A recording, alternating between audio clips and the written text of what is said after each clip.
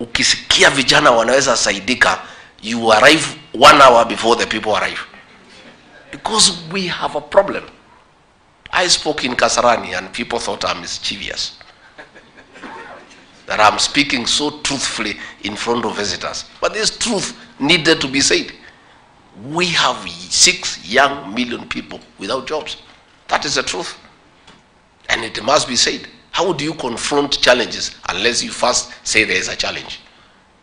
When you go to a doctor, the first thing, he assesses and decides what is the problem. Then he diagnoses how to deal with it. But if you pretend there is no problem, how do you deal with that? Something you pretend does not exist.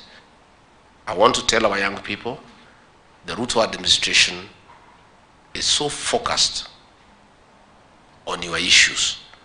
You wouldn't know our meetings with the president, private and public.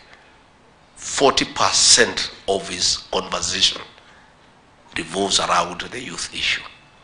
We are so clear in our mind. So for our private sector, please, we have agreed that the way to go and to develop this country is PPP. So be ready. Water sector, dams, distribution of water will be done through public-private partnership.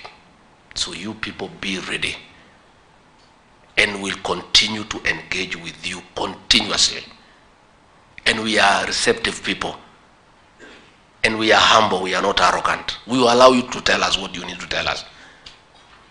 Even if it is ugly, even when we are doing badly, please don't cheat us. You know, the previous government had a choir called Praise and Worship.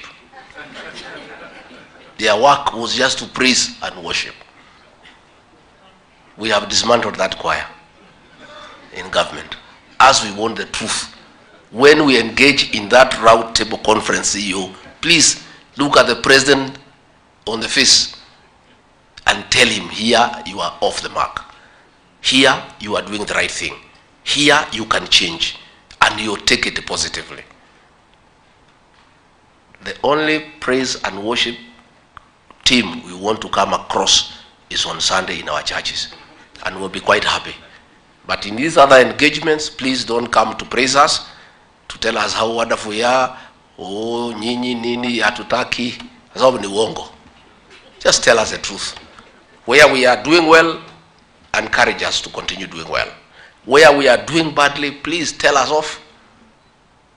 And I encourage the opposition, the people we defeated, please take up your role. Mutukosoe na mutuambie vizuri. Hapa hapana, hapa muko sawa, hapa munaanguka, hapa you are too lazy. This one improve here, and we shall take it positively, provided it's constructive criticism. Let us not develop the culture of praise and worship in a country, because the country will sink. Let us be truthful. Let us tell the leadership the truth of what people are saying, what the situation is like. And that is why when we came in, we removed the subsidy on fuel, because it was not sustainable. It was a lie.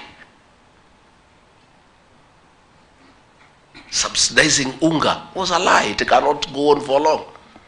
We are spending 8 billion shillings in a month. How can you sustain that? And you have seen through interventions, the price of unga has started coming down. Gas, Kameko, the one with 1,600 now, is below 1,000. Edible oils coming down, because the interventions are practical and long-lasting. But you cannot run a country on a lie, on deceit, and tell people you are subsidizing consumption. You cannot subsidize consumption. You want to subsidize production so that effectively the consumers can get the benefit. We want to run an open government that will be truthful to the people of Kenya. And where there are challenges, we will tell the people